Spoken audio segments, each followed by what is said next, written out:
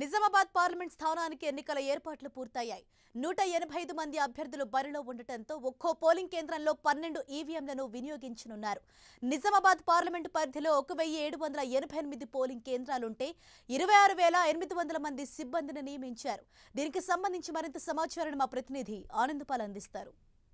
లోక్సభ స్థానానికి ఎన్నికల ప్రచారం ముగిసింది. నిజామాబాద్ జిల్లాలో చూసినట్లే ఈవీఎంల ద్వారానే ఎన్నికలు నిర్వహిస్తున్నారు. నిర్వహించేందుకు అధికారులు కసరత్తు చేసి అన్ని ఏర్పాట్లు పూర్తి చేయడం జరిగింది.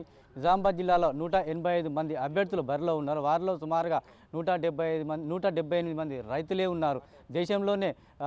దేశంలోనే నిజామాబాద్ పార్లమెంటు స్థానంపై అందరి దృష్టి ఉంది.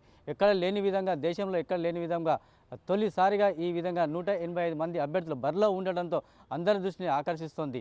రైతులు సుమారుగా 178 మంది ఉండడం కూడా ఇదే తొలిసారి కావడంతో దేశవ్యాప్తంగా చర్చాంశనీయంగా మారింది. అంతేకాకుండా M3 ఈవీఎం మిషన్ల ద్వారా తొలిసారిగా పోలింగ్ నిర్వహించడంతో అంతా అటు అధికారులు కానీ నాయకులే కానీ వల్లగుల్ల పడ్డారు. చివరికి ఈ బ్యాలెట్ అనుకున్నారు అధికారులు. బ్యాలెట్ అనుకున్న తర్వాత కూడా అన్ని నిర్ణయాలు రాష్ట్ర స్థాయి కేంద్ర ఎన్నికల కమిషన్ అదేవిధంగా రాష్ట్ర ఎన్నికల కమిషన్ నిర్ణయం తీసుకొని M3 ఈవీఎంల తొలిసారిగా ఈ పోలింగ్ నిర్వహిస్తుంది. ప్రపంచంలో మొదటిసారిగా ఈ విధంగా నిర్వహిస్తుందని అధికారులు తెలపడం జరిగింది.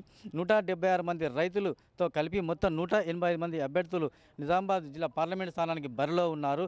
1788 పోలింగ్ కేంద్రాలు మొత్తంగా చూసినట్లయితే 1788 కేంద్రాల్లో 26,800 పోలింగ్ సిబ్బంది, 6,000 పోలీసు భద్రత, 21,500 బ్యాలెట్ యూనిట్లు, మొత్తం 33,000 సిబ్బంది విధుల్లో పాల్గొనున్నారు. నిజామాబాద్ లోక్సభ చరిత్ర త్వరలో సృష్టించనుంది.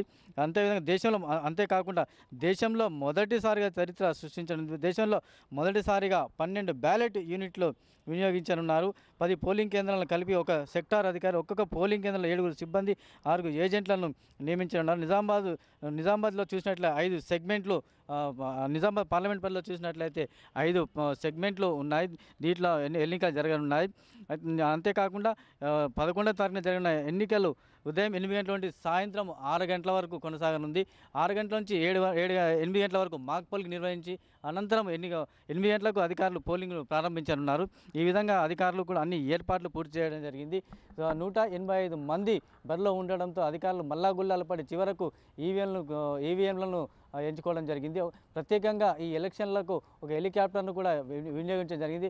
ఎక్కడ కూడా సాంకేతిక లోపం తలెత్తకుండా అధికారులు ఈవీఎం మొరాయించకుండా అన్ని ఏర్పాట్లు పూర్తి చేయాలి. ఒకవేళ ఈవీఎంలు మొరాయించిన పని చేయకపోయినా వెంటనే సాంకేతిక అధికారులను ఇంజనీర్లను కూడా దగ్గర సుమారు 750 మంది ఇంజనీర్లను కూడా నిజామాబాద్కు రప్పించడం జరిగింది అధికారులు. ప్రస్తుతం ఇది నిజామాబాద్ జిల్లాలో నెలకొన్న తాజా పరిస్థితి. కెమెరామెన్ కృష్ణతో ఆనంద్ పాల్, 10 టీవీ, నిజామాబాద్.